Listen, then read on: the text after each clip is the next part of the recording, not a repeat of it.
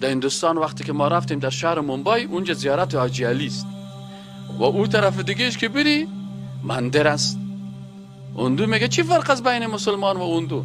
ما از رام و از شام میگیم که ای بگوان بچه دیدو، یا مسلمان های شما میگه که ای حاجی علی بچه دیدو. اندو میگه که حاجی علی اور رام اچھی آدمی تی، و هم خوب آدم بود و هم خوب آدم بود. ما از او خوب آدم بچه میخوایم، شما از این خوب آدم بچه میخواین. پس فرق میان من و تو چیست بگو؟ What is the difference between Hindu and Muslims؟ خودم اندو کتمه جاره بحث داشت، گفت what is the difference؟ گفتم there is a lot of differences. گفت don't talk, I don't want to listen, I want to see. گفت من نمیخوایم که کس برای من گپ بزنه، من عملا برای من نشان بده. عملا من اندو پیش بت میرم و از او بچه و دختر میخوایم. عملا تو مسلمان از حاجی علی میری در بمبئی بچه و دختر میخوایی. پس what is the difference between Hindu and Muslim؟ تو ما تو یکی هستیم. ما برش گفتم که نه برادر، ما از خالق متعال میخوایم. گفت این گپ است. This is your idea. Where is your action؟ کجاست؟ عملا نشان بده. گفت نشان داده نمیتونیم، بیا که من نشانت بدم. رفتیم صاحب در زیارت حاجی علی، 20 نفر از سر قبر حاجی علی سر خودشون مانده که حاجی علی بچه دے دو، حاجی علی لڑکی دے دو. گفت یہ کیا ہے؟ اندو در گرد بگوان تار تو میته، بازو تار میاره قیچی میکنه در گردن کی میپرته؟ اشتکای خود در گردن دستاش میپرته. مسلمان عین تار در گرد قبر اجمیر.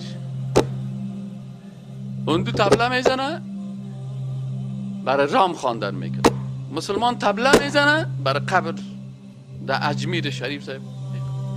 پس بین ازی مسلمان و بین ازی اندو، والله پیش اندو دان ما را خوش کردن، خدایا را خیر نده. یعنی من زبان بسیار هم برق وارست، پیش هیچ کس بند نفتم، لیکن عملا فین بسه اینه بیسه. پس ما هم دول میزنیم، شما هم دول میزنیم. ما هم میرقصیم، شما هم میرقصیم. ما هم از مخلوق اولاد میخوایم، شما هم از مخلوق اولاد میخوایم. ما هم گرد بگوان تار بسته میکنیم، تارش قیچی میکنیم در گردنش چیکار خود میپرتیم. شما هم در گرد از این قبر چیز میگیم. فقط از ما بگوان است، از شما قبر است. پس چی فرق است بین ما و شما؟ ما هم در پیش بگوان میٹایی میخوریم، شما پیش قبر حاجی علی میٹایی میخورین. ما میله میگیریم، شما هم میله میگیریم. از این خاطر رسول اکرم صلی الله علیه و سلم دعایشی بود و الله قبول کرده. گفت اللهم لا تجعل قبری وثنا، خدای قبر من را مثل بتواره نسازی. خدای قبر من را بتواره نسازی. و باز در آخرین مرحله حیاتش گفت که برای امت خود توصیه داشت که لعن الله اليهود والنصارى اتخذوا قبور انبیائهم مساجد.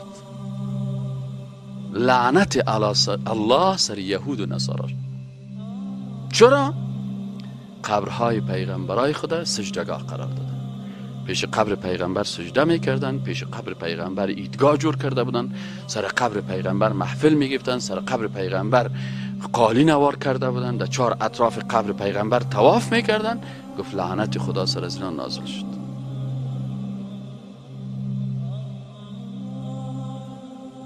رسول اکرم صلی الله علیه و سلم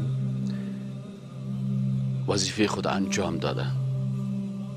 کل صحابه گفتن که نشهدو، ما کل ما شهادت میتیم که انک ادیت الامانه یا رسول الله، تو امانت ادا کردی و بلغت الرساله و نصحت الامه، نصیحت کردی امتت.